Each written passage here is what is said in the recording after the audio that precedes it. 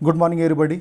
तो हम लोग जो चैप्टर है is matter around us is pure, तो इस चैप्टर के बिल्कुल लास्ट पार्ट में आ चुके हैं। ठीक है, तो इससे पहले की वीडियोस में मैंने आपसे डिस्कस किया था द मेथड ऑफ सेपरेशंस, और बहुत सारे अलग अलग मेथड्स मैंने डिस्कस किए थे आपसे, जैसे कि इवोपरेशन हो गया, डिकैंटेशन हो गया, सेंट्रीफ्यूगेशन, है ना, क्रोमेटोग्राफी, और बहुत सारे अलग अलग टाइप के मैंने डिस्कस किए थे। ठीक है, तो अब हम लोग देखने वाले हैं जो सबसे लास्ट सेपरेशन टेक्निक है, जिसका नाम है आपका डिस्टिलेशन। ओके, और इस वीडियो को आप ध्यान से सुनना, और इसका जो नोट्स है वो आपको खुद से लिखना होगा, मैं सिर्फ आपको एक्सप्लेन कर दूंगा। ठीक है, तो ये जो लास्ट सेपरेशन टेक्निक है, this is called the distillation, और ये बहुत इंपॉर्टेंट है क्योंकि एग्ज़ाम में क्वेश्चन इससे आते हैं। ओके, तो डिस्टिलेशन आप कह सकते हो कि डिस्टिलेशन जो है वो एक तरह से एडवांस वर्जन है आपका इवोपरेशन का इसलिए क्योंकि इवोपरेशन का केस अगर आपको याद होगा, तो इवोपरेशन में सिर्फ और सिर्फ आपको एक ही सब्सटेंस मिलता है, या तो सॉल्यूट या तो सॉल्वेंट, दूसरा पार्ट तो आपको बिल्कुल निकल जाता है।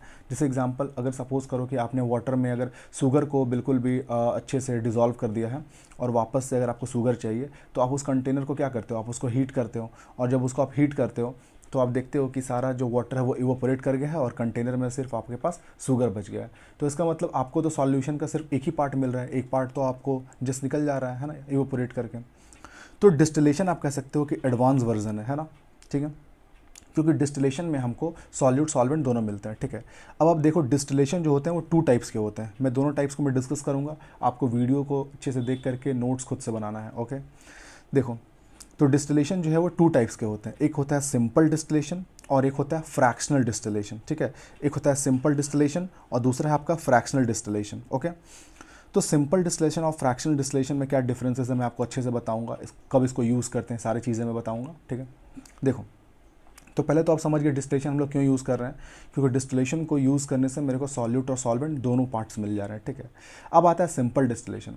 तो सिंपल डिस्टिलेशन हम लोग कब यूज़ करते हैं, सिंपल डिस्टिलेशन हमेशा हम लोग यूज़ करते हैं बाइनरी सॉल्यूशन है केस में। तो बाइनरी सॉल्यूशन में आपका हो सकता है कोई भी दो लिक्विड जो है वो आपस में मिसिबल लिक्विड है, वो आपस में मिक्स कर चुके हैं, मतलब दो लिक्विड को आपने मिक्स कर दिया है ना, या फिर हो सकता है कि एक सॉलिड और एक लिक्विड को आपस में मिक्स कर दिया है। ठीक है, तो कभी भी अगर दो सब्सटेंसेस को अगर आपस में आप मिक्स कर दिए हो, बाइनरी सॉल्यूशन है, और उसको आप अगर अलग करना चाहते हो तो आप यूज़ कर सकते हो सिंपल डिस्टिलेशन। ठीक है, लेकिन सिंपल डिस्टिलेशन में अगर दो मिसिबल लिक्विड्स है, अगर दो लिक्विड को आपस में मिक्स किया हुआ है, तो उनके बीच का जो बॉइलिंग पॉइंट है उनका डिफरेंस कम से कम 25 डिग्री सेल्सियस का होना चाहिए। ये एक इंपॉर्टेंट पॉइंट है, अच्छे से नोट करना। ठीक है, कि सिंपल डिस्टिलेशन में अगर दो लिक्विड्स को आपको सेपरेट करना है, तो उनके बीच में जो बॉइलिंग पॉइंट का जो डिफरेंस होना चाहिए वो मिनिमम 25 डिग्री सेल्सियस का होना चाहिए। ओके, ठीक है। नाउ देखो, तो सिंपल डिस्टिलेशन क्या है, कैसे काम करता है, मैं आपको बताता हूँ। ठीक है, ये देखो, ये डायग्राम जो है वो एक सिंपल डिस्टिलेशन का डायग्राम है। ठीक है, इसमें देखोगे कि यहाँ पे ये जो कंटेनर है इसका नाम है राउंड बॉटम फ्लास्क, क्योंकि इसका नीचे का जो पार्ट है बिल्कुल राउंड है। ठीक है, सपोज़ करो कि इसमें मैंने कोई भी दो मिसिबल लिक्विड ले लिए हैं, सपोज़ करो कि मैंने एसीटोन ले लिया है और वाटर ले लिया है, एसीटोन और वाटर। ठीक है, तो एसीटोन और वाटर जो होता है, तो एसीटोन का जो बॉइलिंग पॉइंट होता है वो लगभग 56 डिग्री सेल्सियस होता है, और वाटर का तो 100 डिग्री सेल्सियस होता है, आप जानते हो। ठीक है, तो वाटर और एसीटोन का मैंने मिक्सचर को इस कंटेनर में ले लिया है, इसको हम बोलते हैं राउंड बॉटम फ्लास्क, क्योंकि नीचे से देखो सर्कुलर है इसीलिए। ठीक है, ऊपर से हमने इसके ऊपर एक कॉर्क लगा के रखा है, लॉक कर दिया। ठीक है, ऊपर में हमने थर्मामीटर लगा के रखा है। ठीक है, थर्मामीटर हमेशा ज़रूरी नहीं है, अगर आप दो लिक्विड्स को अलग कर रहे हो तो उस केस में नेसेसरी होगा, क्योंकि आपको टेम्परेचर को चेक करना होगा ना कि कितना टेम्परेचर मेरे को प्रोवाइड करना है। तो मैंने यहाँ पे राउंड बॉटम फ्लास्क है, यहाँ पे एक आपके पास कॉर्क है, और यहाँ पे थर्मामीटर है। तो थर्मामीटर को हम लोग कब यूज़ करते हैं, जब यहाँ पे दो लिक्विड्स हैं और उनका बिल्कुल अलग करना है, तो उनके बीच का टेम्परेचर जो है, सपोज़ करके मैंने बताया एसीटोन और वाटर, तो एसीटोन का जो टेम्परेचर बॉइलिंग पॉइंट होता है 56 डिग्री सेल्सियस, और वाटर का 100 डिग्री सेल्सियस। तो इसका मतलब इसको हीट करना है near about 50 to 60 degree Celsius, क्योंकि 50 टू 60 डिग्री सेल्सियस हीट करोगे तो एसीटोन क्या होगा, वो तो बिल्कुल इवोपोरेट कर जाएगा, और वाटर जो होगा वो इस कंटेनर में रह जाएगा, क्योंकि वाटर को इवोपोरेट करने के लिए 100 डिग्री चाहिए होता है। तो देखोगे क्या कि जो एसीटोन है वो बिल्कुल इवोपोरेट करके ऊपर जा चुका है। अब ऊपर जाने के बाद यहाँ पे देखोगे कि यहाँ से हम लोग क्या करते हैं कि वो तो एसीटोन जो है वो इवोपोरेट करके ऊपर गया, और ऊपर जाने के बाद वो तो वेपर फॉर्म में है, तो ऊपर तो लॉक है, ऊपर जा नहीं सकता है, तो वो सिंपल से ये पतले से जो पाइप आप देख रहे हो, ट्यूब देख रहे हो, इस ट्यूब से वो आना चाहेगा, और ऊपर से हम लोग क्या करते हैं, इसमें कोल्ड वाटर डाल रहे हैं। हम लोग चाहें तो यहाँ पे कोल्ड वाटर की जगह पे कोल्ड एयर भी डाल सकते हैं, वो आपकी मर्ज़ी पर डिपेंड करता है, जो भी आपके पास ईजीली अवेलेबल है। तो यहाँ से हम लोग कोल्ड एयर डालते हैं।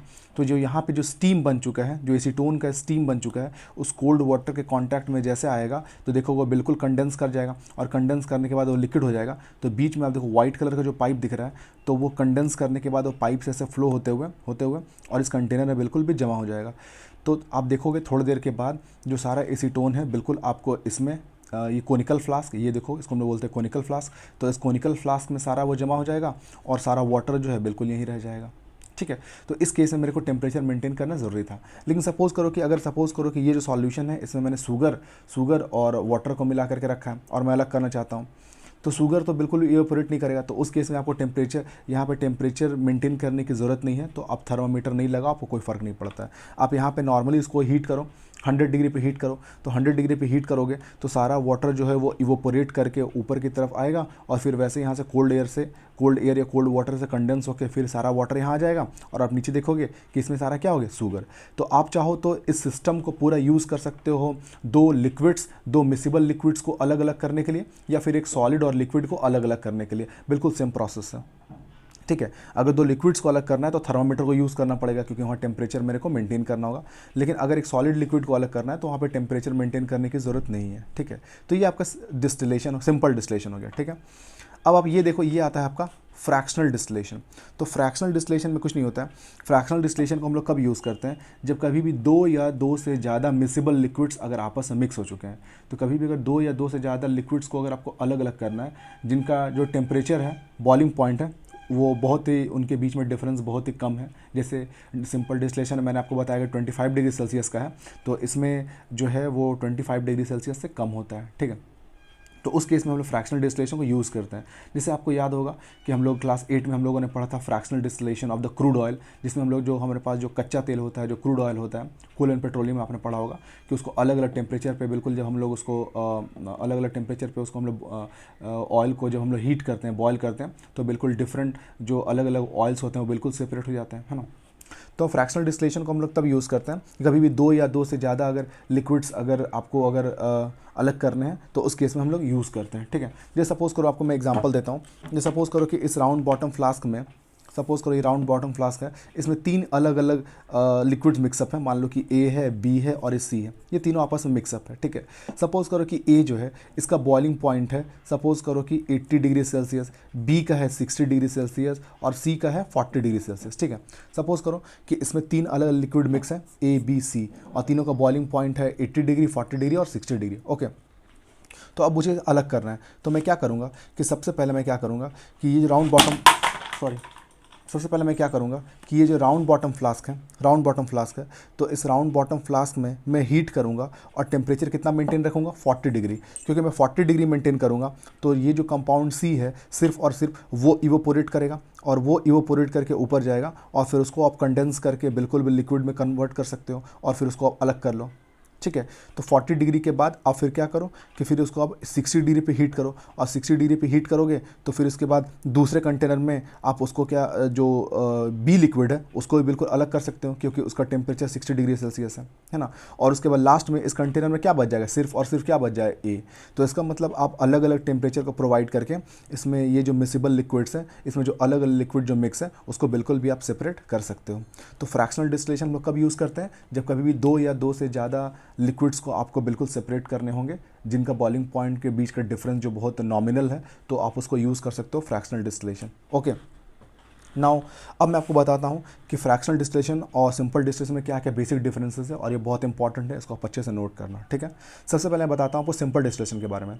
तो simple distillation is use to separate the two miscible liquids और सॉलिड और liquid, but the fractional distillation are, और उसमें ये भी बोल सकते हो आप कि they are use for the binary solution, but the fractional distillation is use for more than binary solution. It is use to separate the 2 और more than 2 miscible liquids. Okay, तो फ्रैक्शनल डिस्टिलेशन को कब use करते हैं, जब दो या दो से ज़्यादा अगर लिक्विड्स अगर आपस में मिक्सड हैं तो उनको सेपरेट करने के लिए हम लोग फ्रैक्शनल डिस्टिलेशन यूज़ करते हैं।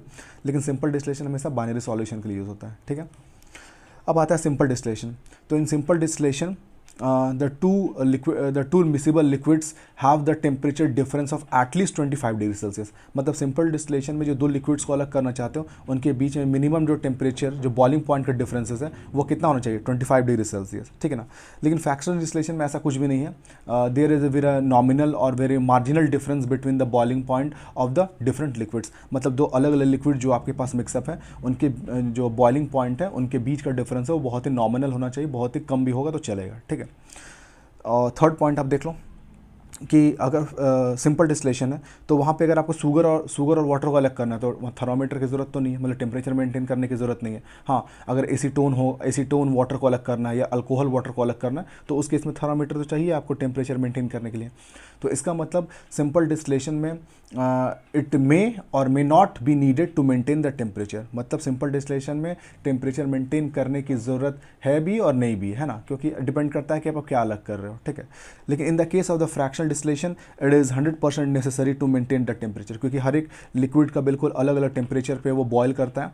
तो आपको बिल्कुल फ्रैक्शनल डिस्टिलेशन में बिल्कुल भी आपको टेम्परेचर मेंटेन करना ज़रूरी है। ओके, नाउ आप एग्जांपल दे सकते हो फोर्थ पॉइंट में कि simple distillation we can just separate the sugar and water और एसीटोन वाटर और अल्कोहल वाटर। और इन द फ्रैक्शनल डिस्टिलेशन आप बोल सकते हो we can just separate the different components of the oil from the crude oil, जो हम लोग क्लास 8 में पढ़े थे, है ना। ये सारी चीज़ें हैं। तो ये सारा चीज़ें था आपका फ्रैक्शनल डिस्टिलेशन और सिंपल डिस्टिलेशन में, ठीक है। बाकी की चीज़ें जो है वो सिंपल है, फिजिकल चेंजेस, केमिकल चेंजेस जो बुक में वो सारी चीज़ें आप पहले से पढ़ते आ रहे हो, तो वो सारी चीज़ों को आप एक बार खुद से देख लेना। तो from my side the chapter is completed and now you should just write all the notes whatever the things today I just discussed with you. Okay, thank you very much.